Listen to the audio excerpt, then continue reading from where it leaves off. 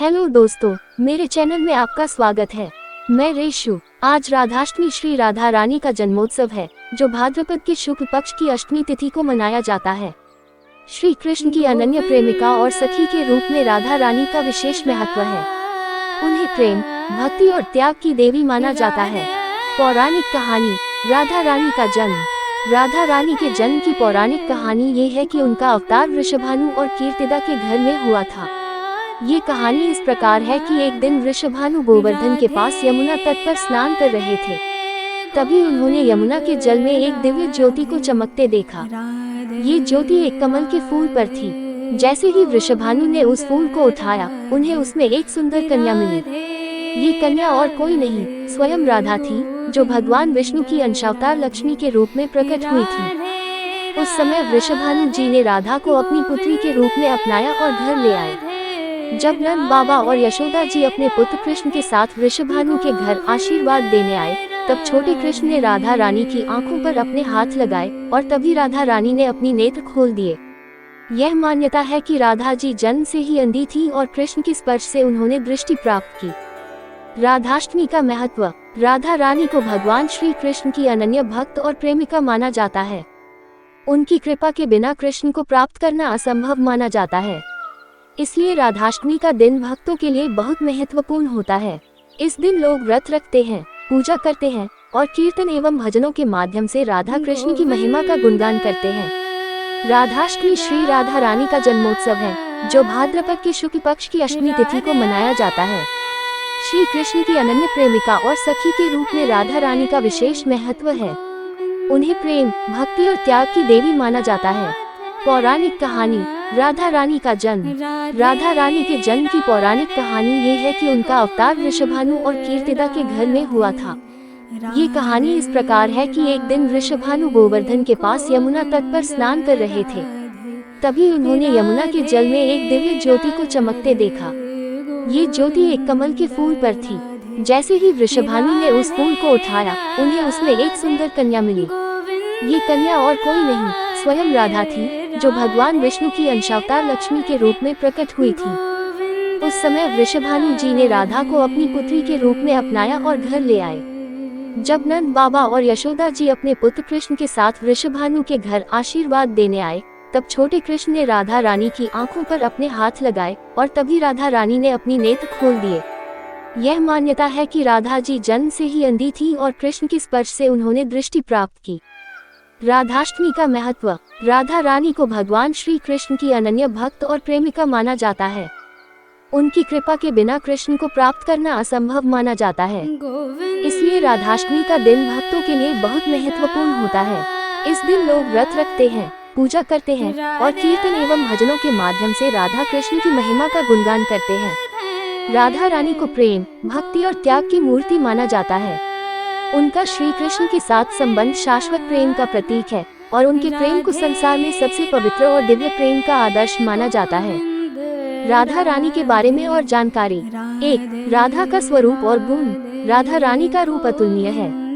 उनका वर्णन शास्त्रों में अत्यंत सुंदर, कोमल और तेजस्वी स्त्री के रूप में किया गया है। वह हमेशा आभूषणों और वस्त्रों से सुशोभित रहती है, लेकिन उनकी सबसे बड़ी शोभा उनका निर्मल प्रेम और भक्ति है। राधा का प्रेम निष्काम और निरंतर है, जिसमें किसी प्रकार का स्वार्थ या अपेक्षा नहीं है। 2. राधा और कृष्ण का दिव्य प्रेम। राधा और कृष्ण का प्रेम सांसारिक प्रेम से परे है। ये प्रेम आत्मा और परमात्मा के मिलन का प्रतीक है। ये प्रेम एक दैवीय प्रेम है, जो केवल हृदय से ही अनुभव किया जा सकता है।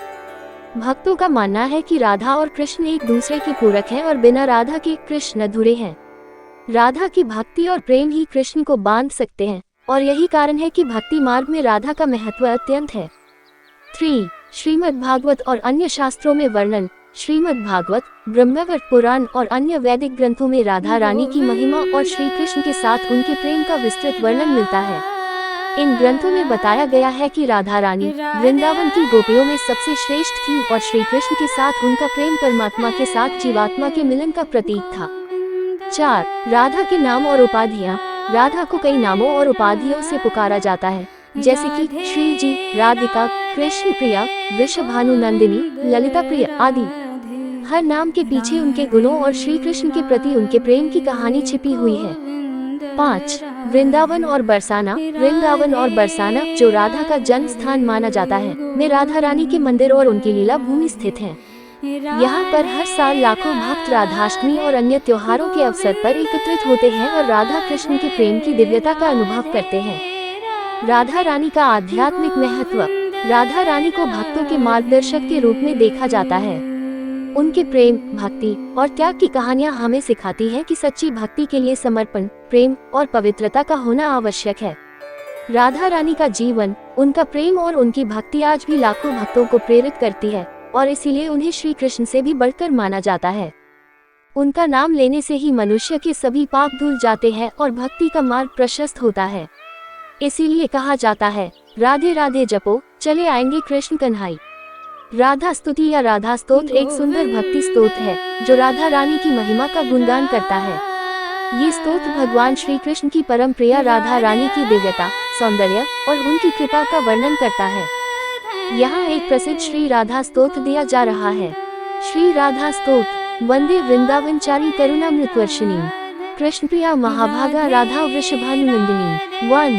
कृपा कटाक्ष तरला मधुर स्मित चंद्रिकाम वृंदावन विहारिण्या राधा वंदे वर प्रदाम। 2. कृष्ण प्रेम प्रदीपेन ज्वलंती विश्वतो मुखाम वृंदावन विहारिण्या राधा वंदे वर प्रदाम। 3. सर्वमंगल मांगल्ये शुद्धा भक्ति प्रदायिनी वृंदावन विहारिण्या राधा वंदे वर प्रदाम। 4. कृष्ण से हृदय नित्यम विसंति कांतिदायिनी वृंदावन विहारिण्या राधा वंदे वर प्रदाम। 5. शरणागत दीनार्थ परित्राण परायणे वृंदावन विहारिण्या राधा वंदे वर प्रदाम। 6. रासमंडल मध्यस्था साक्षात् माधव वल्लभाम वृंदावन विहारिण्या राधा वंदे वर प्रदाम। 7. राधाष्टकम पठेद्यस्तु भक्त्या प्रेम समन्वितः तस्य प्रेम प्रवृद्ध्यर्थ वसति राधिके हृदि। 8. श्री राधा स्तोत्र का अर्थ। 1. पहला श्लोक। मैं वृषभानु की पुत्री, श्री कृष्ण की प्रिया, वृंदावन में विहार करने वाली, करुणामृत की वर्षा करने वाली महाभाग्यवती श्री राधा की वंदना करता हूँ। 2. दूसरा श्लोक। जिनकी कृपा दृष्टि सदा चलायमान है, जिनका मधुर मुस्कान चंद्रिका के समान है, वृंदावन में विहार करने वाली, वरदान देने वाली श्री राधा की वंदना करता हूँ। 3. तीसरा श्लोक। जो कृष्ण के प्रेम के दीपक से समस्त संसार में प्रकाशमान है, वृंदावन में विहार करने वाली, वरदान देने वाली श्री राधा की वंदना करता हूँ। 4. चौथा श्लोक। जो समस्त मंगलों की देवी है, शुद्ध भक्ति प्रदान करने वाली है, वृंदावन में विहार करने वाली, वरदान देने वाली श्री राधा की वंदना करता हूँ। 5. पांचवा श्लोक। जो श्री कृष्ण के हृदय में सदा वास करती है, कांतिदायिनी है, वृंदावन में विहार करने वाली, वरदान देने वाली श्री राधा की वंदना करता हूँ। 6. छठा श्लोक। जो शरणागत, दुखी और पीड़ितों की रक्षा करने वाली है, वृंदावन में विहार करने वाली, वरदान देने वाली श्री राधा की वंदना करता हूँ। 7. सातवां श्लोक। जो रास मंडल के मध्य में स्थित है और श्री माधव की प्रिय है, वृंदावन में विहार करने वाली, वरदान देने वाली श्री राधा की वंदना करता हूँ। 8. आठवां श्लोक। जो कोई भी भक्ति भाव से इस राधाष्टक का पाठ करता है, उसके हृदय में राधा प्रेम की वृद्धि के लिए निवास करती है। ये स्तोत्र श्री राधा रानी की भक्ति और प्रेम की महिमा का गुणगान करता है और इसे श्रद्धा एवं भक्ति भाव से पढ़ने से भक्तों को राधा रानी की कृपा प्राप्त होती है।